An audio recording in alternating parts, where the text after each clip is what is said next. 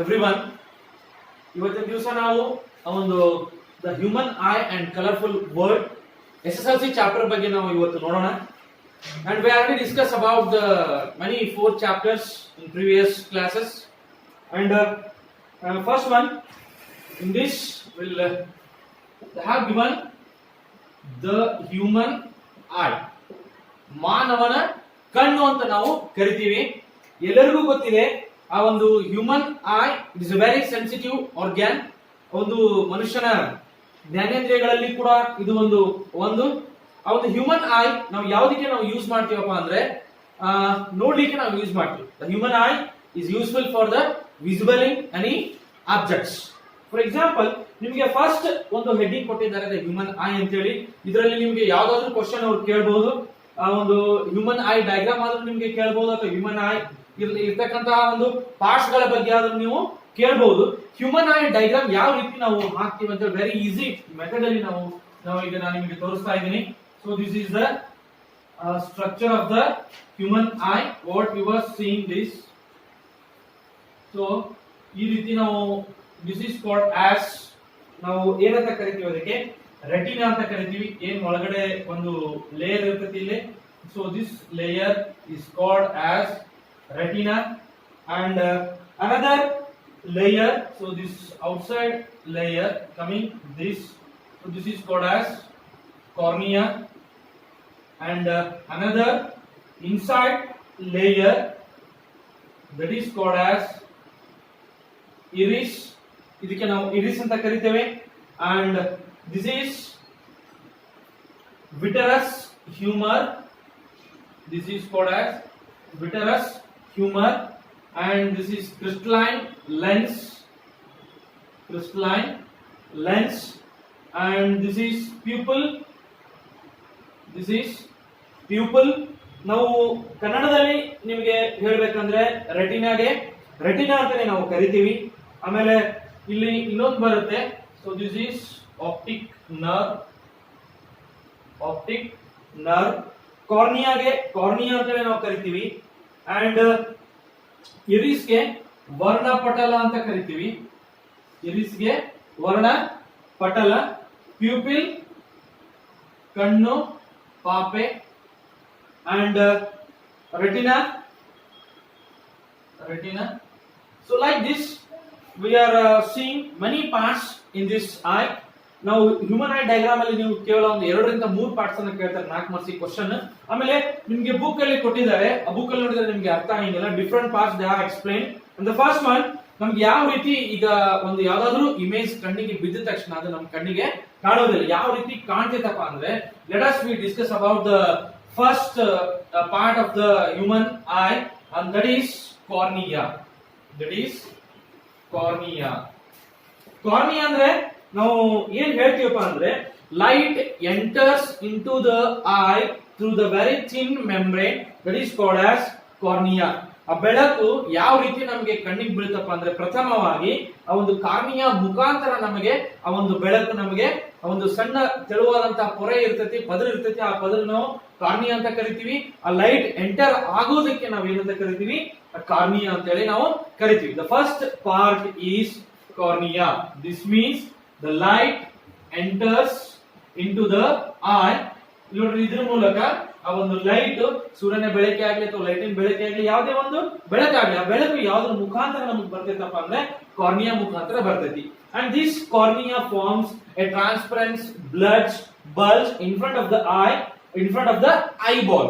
eyeball ಅಂದ್ರೆ ಕನ್ನಡದಲ್ಲಿ ನಾವು ಕಣ್ಣು ಗುಡ್ಡೆ ಅಂತ ಹೇಳ್ತೀವಿ. ಆ ಕಣ್ಣು ಗುಡ್ಡೆ ಮುಖಾಂತರ ಏನಾಗ್ತೈತಿ, ಇದ್ರ ಮುಂದ್ಗಡೆ ಫಾರ್ಮ್ ಆಗ್ತೈತಿ. It forms a transparent bulge in front of the eyeball. And second point, most of the refraction takes place at the outside of the cornea. ಏನಪ್ಪಾ ಅಂದ್ರೆ ಆ ಒಂದು ವಕ್ರೀಭವನ ರಿಫ್ರಾಕ್ಷನ್, ಹೆಚ್ಚಿನ ವಕ್ರೀಭವನ ಎಲ್ಲಿ ಆಗ್ತೈತಪ್ಪ ಅಂದ್ರೆ ಈ ಒಂದು ಕಾರ್ನಿಯಾ ಸರೌಂಡಿಂಗ್ ಪ್ಲೇಸ್ ಅಲ್ಲಿ ಏನಾಗ್ತೈತಿ, ಹೆಚ್ಚಿನ ವಕ್ರೀಭವನ ಆಗ್ತೈತಿ. So this is about the cornea. And second one ಯಾವ್ದಪ್ಪ ಅಂದ್ರೆ ಇರಿಸ್ ಅಂದ್ರೆ ನಾವು ಕನ್ನಡದಲ್ಲಿ ಏನಂತ ಕರಿತೀವಪ್ಪ ಅಂದ್ರೆ ವರ್ಣಪಟಲ ಅಂತ ಕರಿತೀವಿ. Iris means ವರ್ಣಪಟಲ.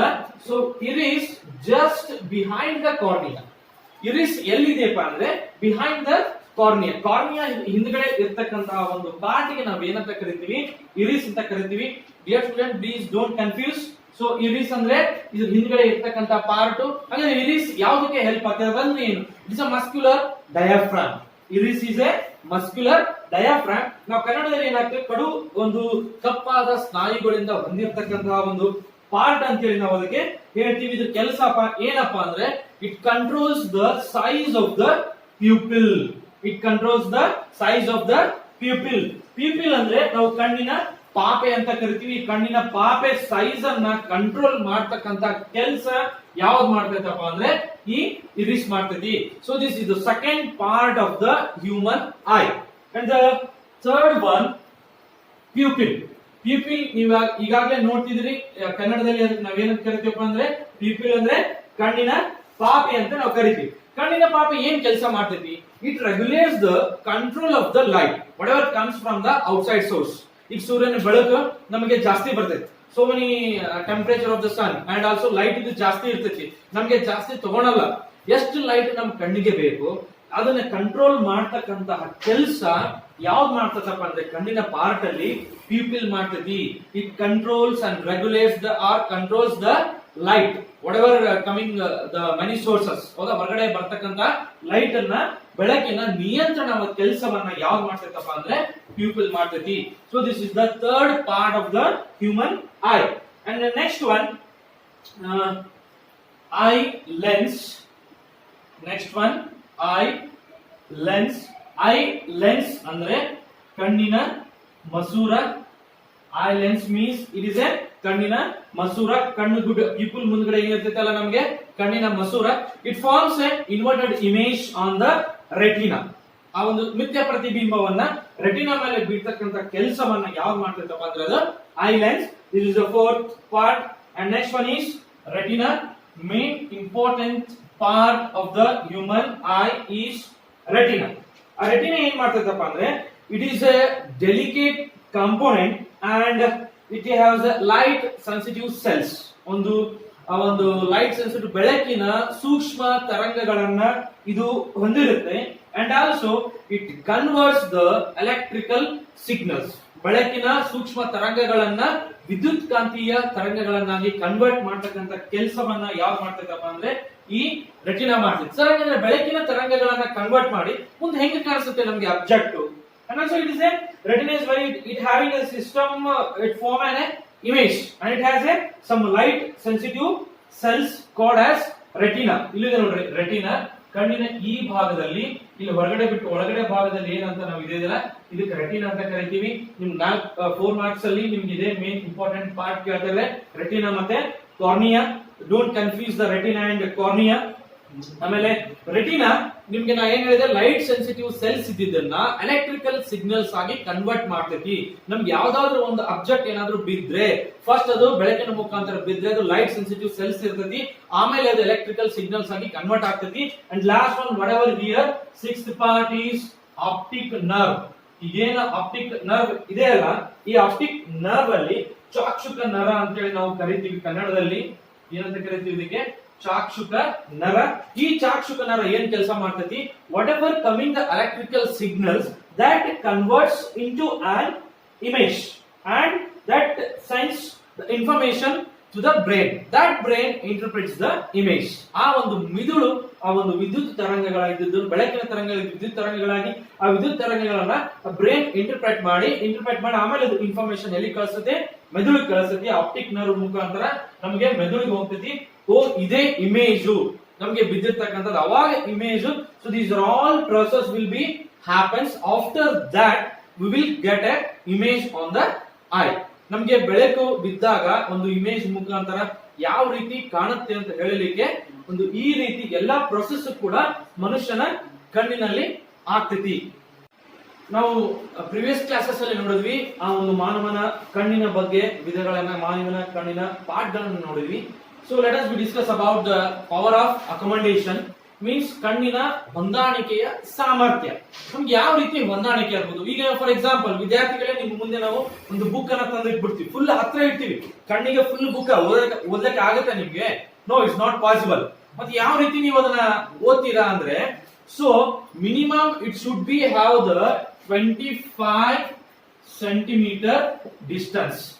The ability of an eye to adjust the focal length to the eye, that is called as the power of the accommodation. ಅಂದ್ರೆ ಆ ಒಂದು ಸಂಗಮ ದೂರವನ್ನ ಅಡ್ಜಸ್ಟ್ ಮಾಡ್ಲಿಕ್ಕೆ ಇರ್ತಕ್ಕಂತ ಒಂದು ಸಾಮರ್ಥ್ಯಕ್ಕೆ ನಾವೇನಂತ ಕರಿತೀವಿ, ಕಣ್ಣಿನ ಹೊಂದಾಣಿಕೆಯ ಸಾಮರ್ಥ್ಯ ಅಂತ ಕರಿತೀವಿ. ಒಂದು ಯಾವುದೇ ಒಂದು ಪುಸ್ತಕವನ್ನ ಓದ್ಲಿಕ್ಕೆ ನಮಗೆ ಮಿನಿಮಮ್ 25 ಸೆಂಟಿಮೀಟರ್ ಡಿಸ್ಟೆನ್ಸ್ ಇರಬೇಕು. ಅಂಡ್ ದ ಫಾರ್ದೆಸ್ಟ್ ಅಂಡ್ ನಿಮಗೆ ಸಮೀಪ ನಿಮಗೆ ಕಾಣ್ಬೇಕಪ್ಪ ಅಂದ್ರೆ, so the nearest distance is called as near distance or short distance ಅಂತ ಕರಿತೀವಿ. ಅಂಡ್ ದೂರ ಇದ್ರಪ್ಪ ಅಂದ್ರೆ it is called as far distance.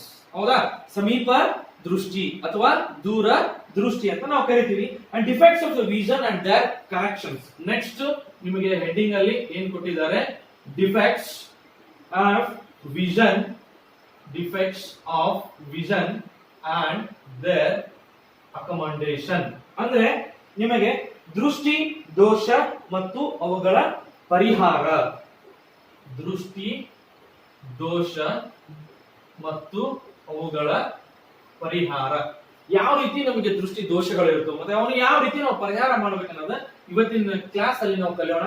And the first one ನಿಮಗೆ ಮಯೋಫಿಯಾ.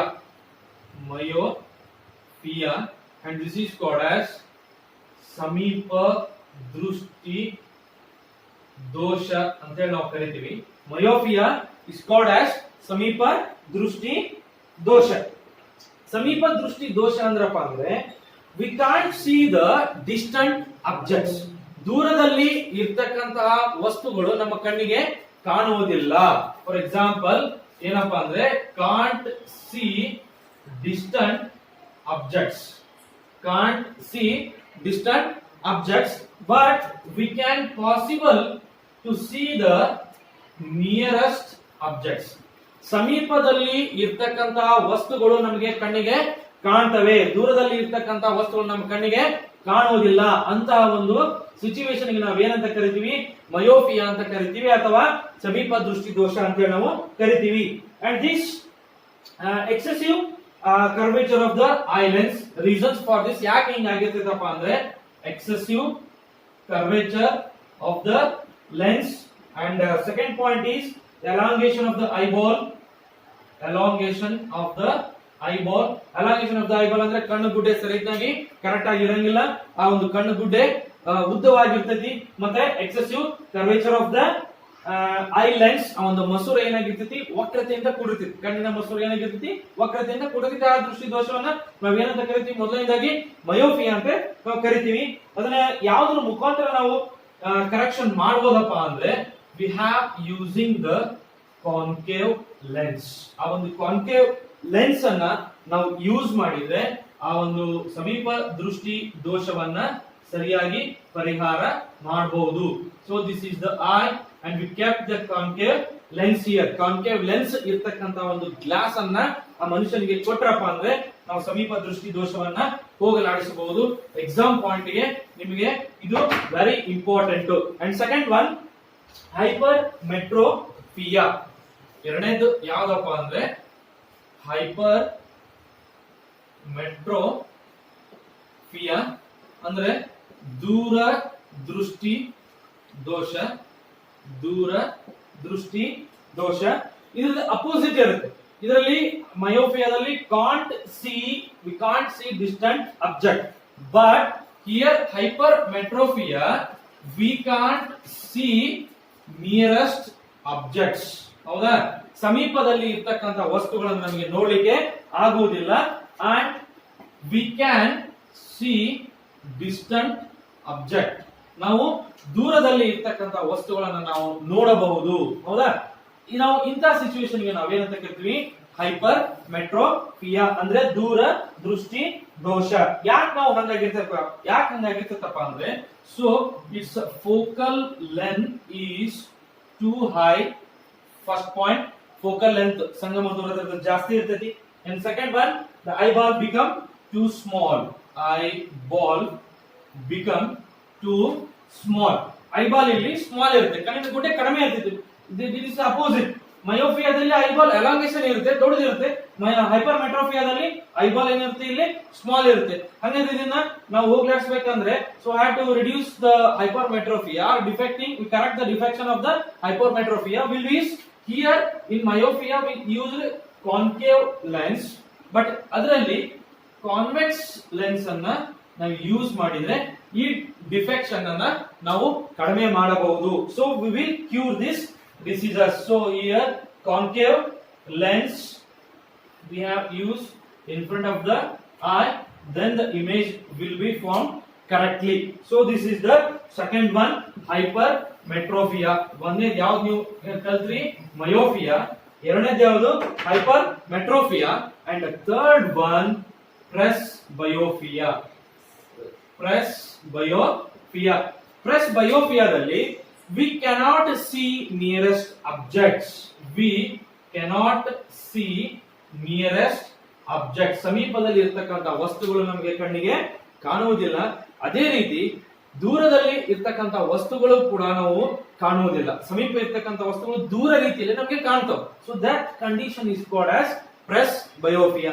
ಸರ್ ಹೆಂಗಂದ್ರೆ ನೀವೇನ್ ಹೇಳಿದ್ರಿ, ಮಯೋಪಿಯಾದಲ್ಲಿ ಕಾನ್ವೆಕ್ಸ್ ಲೆನ್ಸ್ ಯೂಸ್ ಮಾಡಿದ್ರೆ, ಕಾನ್ಕೇವ್ ಲೆನ್ಸ್ ಯೂಸ್ ಮಾಡಿದ್ರೆ ನಾವು ಡಿಫೆಕ್ಟ್ ಅನ್ನ ಕ್ಲಿಯರ್ ಮಾಡಬಹುದು. ಮತ್ತೆ ಹೈಪರ್ ಮೆಟ್ರೋಫಿಯಾದಲ್ಲಿ ಏನ್ ಹೇಳಿದೆ ನಾನು, ಕಾನ್ವೆಕ್ಸ್ ಲೆನ್ಸ್ ಅನ್ನು ಯೂಸ್ ಮಾಡಿದ್ರೆ ಈ ಡಿಫೆಕ್ಷನ್ ಹೋಗಲಾಡಿಸಬಹುದು. ಸರ್ ಹಾಗಾದ್ರೆ ಇದರಲ್ಲಿ ಯಾವುದು ಯೂಸ್ ಮಾಡಬಹುದು? ಪ್ರೆಸ್ಬಯೋಪಿಯಾದಲ್ಲಿ we use both concave and convex lens. ಇದರಲ್ಲಿ ಎರಡು ನಿಮ್ನ ಮಸೂರ ಮತ್ತು ಪೀನ ಮಸೂರ ಎರಡು ಲೆನ್ಸ್ ಗಳನ್ನ ಯೂಸ್ ಮಾಡಿದ್ರೆ ನಾವು ಈ ಪ್ರೆಸ್ಬಯೋಪಿಯಾ ಅನ್ನ ನಾವೇನ್ ಮಾಡಬಹುದು, ಕಂಟ್ರೋಲ್ ಅನ್ನ ಮಾಡಬಹುದು. So this is the correction of defects the presbyopia.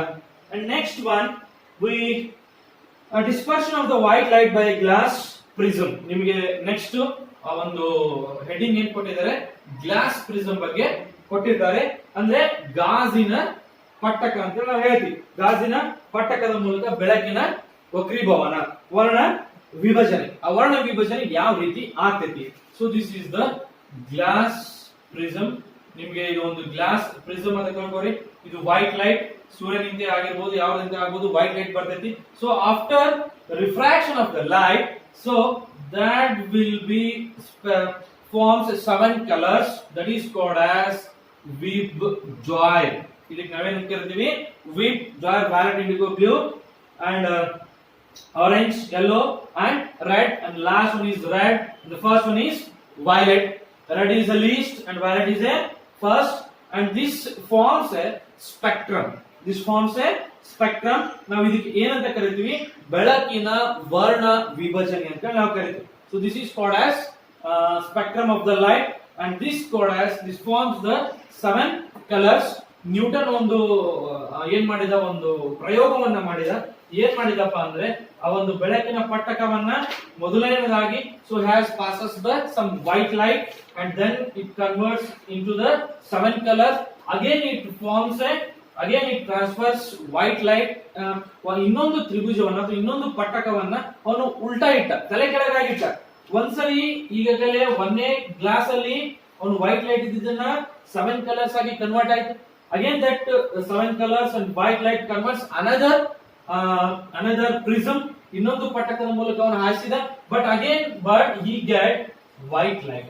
ಇಲ್ಲಿ white light ಅನ್ನ ಪಡೆದುಕೊಂಡ. He cannot get these spectrum of the 7 colors. So he decided that white colors converts into the 7 colors. So this is called as spectrum, dispersion of the white light by a glass prism. ಇನ್ನೊಂದು ಉದಾಹರಣೆ ಹೇಳ್ಬೇಕಂದ್ರೆ, ನಾವು ಆಕಾಶದಲ್ಲಿ ನೀವು ನೋಡ್ತಿರ್ತೀರಾ ಕಾಮನ bill ಅನ್ನ, it is called as A natural spectrum. ಅದಕ್ಕೆ ನಾವು ಏನಂತ ಕರಿತೀವಿ, ರೈನ್ಬೋ ಅಂತ ಕರಿತೀವಿ. ರೈನ್ಬೋ ಯಾವಾಗ್ಲೂ ಸೂರ್ಯನ ಅಪೋಸಿಟ್ ಬೀಳೋದು. ನೀವು ಯಾವ್ದಾದ್ರು ಒಂದು ಜಲಪಾತ ಅಥವಾ ಯಾವ್ದಾದ್ರು ಒಂದು ಅಣೆಕಟ್ಟು ಹಿಂದ್ಗಡೆ ನಿಂತ್ಕೊಂಡ್ರಪ್ಪ ಅಂದ್ರೆ ನಿಮಗೆ ರೈನ್ಬೋ ಟೈಪ್ ಅಲ್ಲಿ 7 ಕಲರ್ಸ್ ಗಳು ನಿಮ್ಗೆ ಏನಾಗ್ತೈತಿ, ಗೋಚರ ಆಗ್ತೈತಿ, ಹೌದಾ? So rainbow will appears opposite to the sun. It is example for the natural spectrum. Next atmospheric refraction ಅಂತ ಹೇಳಿ ನಿಮ್ಮ ಹೆಡಿಂಗ್ ಕೊಟ್ಟಿದ್ದಾರೆ. ಒಂದು ವಾಯುಮಂಡಲದಲ್ಲಿ ವಕ್ರೀಭವನ. ವಾಯುಮಂಡಲದಲ್ಲಿ ವಕ್ರೀಭವನ, ಅದಕ್ಕೆ ನಾವೇನಂತ ಕರಿತೀವಪ್ಪ ಅಂದ್ರೆ ಅಟ್ಮಾಸ್ಫಿಯರಿಕ್ ರಿಫ್ರಾಕ್ಷನ್, ವಾಯುಮಂಡಲದ ವಕ್ರೀಭವನ. ವಾಯುಮಂಡಲ ವಕ್ರೀಭವನ ಏನಪ್ಪಾ ಅಂದ್ರೆ, for example twinkling of the stars, ನಕ್ಷತ್ರಗಳು ನಿಮಗೆ ಮಿನುಗು ತರ ಕಾಣಿಸ್ತವೆ. ಯಾಕೆ ಆ ಒಂದು ಮಿನುಗು ತರ ನಿಮಗೆ ನಕ್ಷತ್ರದಲ್ಲಿ ಕಾಣಿಸ್ತಾವಪ್ಪ ಅಂದ್ರೆ, so the refractive index is and physical conditions is very least ನಮಗೆ ಐ ಫ್ಲೀಕರ್ಸ್ ಇರ್ತದೆ ಅಥವಾ ಪ್ಲಾನೆಟ್ ನಮಗೆ ಕಾಣುವುದಿಲ್ಲ. ಪ್ಲಾನೆಟ್ ಯಾಕೆ ಕಾಣುವುದಿಲ್ಲ? So the refraction of the atmosphere takes place only in the twinkling of the stars. For example ನಿಮಗೆ ಇನ್ನೊಂದು ಅದರಲ್ಲಿ ಹೇಳ್ಬೇಕಪ್ಪ ಅಂದ್ರೆ, and advance sunrise and delayed sunset. ನಿಮ್ಗೆ ಇನ್ನೊಂದು ಪಾಯಿಂಟ್ ಕೊಟ್ಟಿದ್ದಾರೆ, advance sunrise and later sunset. ನಮಗೆ ಸೂರ್ಯ ಉದಯ ಆಗ್ಬೇಕಪ್ಪ ಅಂದ್ರೆ 2 ನಿಮಿಷ ಮುಂಚೆ ಕಾಣ್ತಾನೆ, ಆಮೇಲೆ ಸೂರ್ಯ ಮುಳುಗಬೇಕಾದ್ರೆ 2 ನಿಮಿಷ ನಂತರದಲ್ಲಿ ನಮಗೆ ಗೋಚರಿಸ್ತಾನೆ. ಯಾಕೆ? ವೈ? ಸೈಂಟಿಫಿಕ್ ರೀಸನ್ ನಿಮ್ಗೆ ಎಕ್ಸಾಮ್ ಅಲ್ಲಿ ಕೇಳ್ತಾರೆ.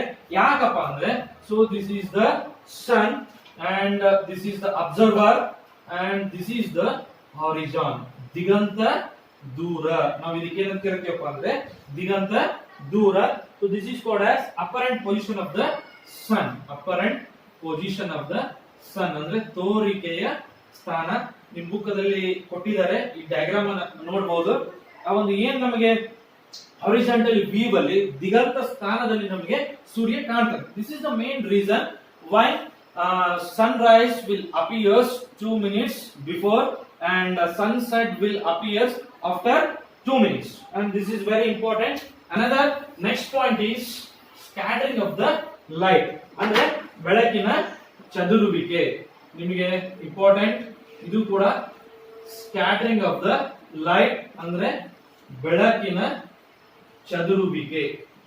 ಸ್ಕ್ಯಾಟರಿಂಗ್ ಆಫ್ ದ ಲೈಟ್ ಅಂದ್ರೆ ಬೆಳಕಿನ ಚದುರುವಿಕೆ. ಆ ಒಂದು ನಿಮಗೆ ಒಂದು ಸೊಲ್ಯೂಷನ್, ಫಾರ್ ಎಕ್ಸಾಂಪಲ್ ಆ ಒಂದು ಕಲೀಲ ಅಂತ ನಾವು ಕರಿತೀವಿ, ಕನ್ನಡದಲ್ಲಿ ಕಲೀಲ ಸೊಲ್ಯೂಷನ್ ಅಂತ ಕರಿತೀವಿ ಅಥವಾ ಟ್ರೂ ಸೊಲ್ಯೂಷನ್ ಅಂತ ಕರಿತೀವಿ. ಆ ಒಂದು ಸೊಲ್ಯೂಷನ್ ಮುಖಾಂತರ ಲೈಟ್ ಏನಾದ್ರೂ ಪಾಸ್ ಆದ್ರೆ that is called as scattering of the light. Or another one point they have given below, Tyndall effect. Tyndall effect ಅಂದ್ರೆ if the beam of the light passes through this true solution, this is called as Tyndall effect.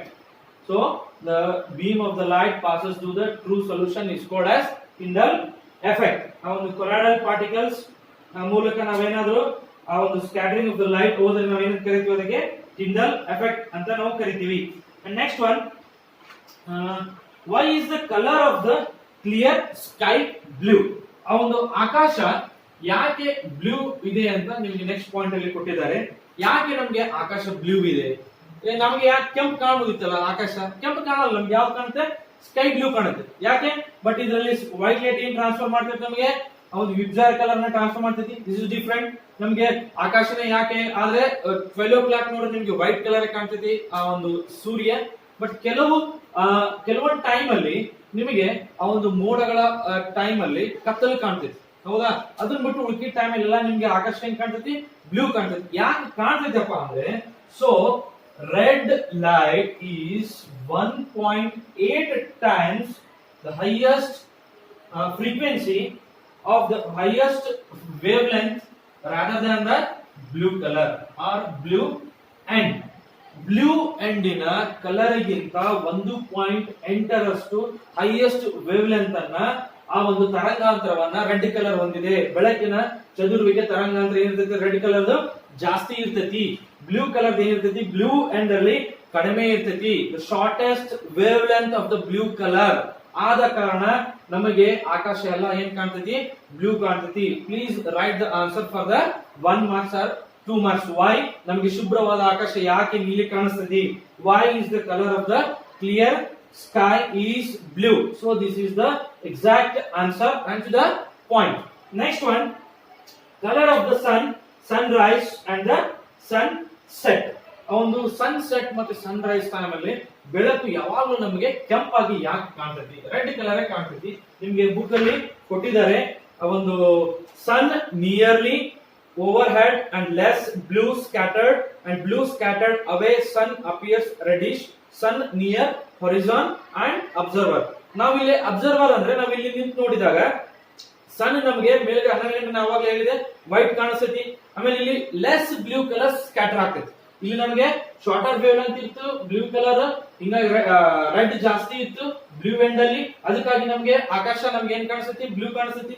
But ಇಲ್ಲಿ ಏನಿರುತ್ತೆ scattered ಅವೇ sun appears reddish. ನಮ್ಗೆ ಇಲ್ಲಿ blue colour ಏನಾದ್ರೂ ಇಲ್ಲಿ scatter ಆದ್ರಪ್ಪ ಅಂದ್ರೆ ಈ ಕಡೆ ಇದ್ದಿರ್ತಕ್ಕಂತ ನಮಗೆ ಕಲರ್ ಏನಾಗಿರುತ್ತೆ ಕೆಂಪಾಗಿ ಕಾಣುತ್ತೆ. ಆದ ಕಾರಣ ನಮಗೆ ಸೂರ್ಯ ಕೆಂಪಾಗಿ ಕಾಣುತ್ತಾನೆ. So this is the answer. ನಾನು ನಿಮಗೆ ಇಂಪಾರ್ಟೆಂಟ್ ಇರ್ತಕ್ಕಂಥ ಎಲ್ಲಾ ಪಾಯಿಂಟ್ಸ್ ಗಳನ್ನ ಒಂದು ಹ್ಯೂಮನ್ ಐ ಚಾಪ್ಟರ್ ಅಲ್ಲಿ ನಾನು ನಿಮಗೆ ಹೇಳಿದೀನಿ. ಏನಾದ್ರೂ ಇದರಲ್ಲಿ ಡೌಟ್ಸ್ ಇದ್ರೆ ಯೂಟ್ಯೂಬ್ ನಮಗೆ ಕಮೆಂಟ್ಸ್ ಅಲ್ಲಿ ಹಾಕಿ.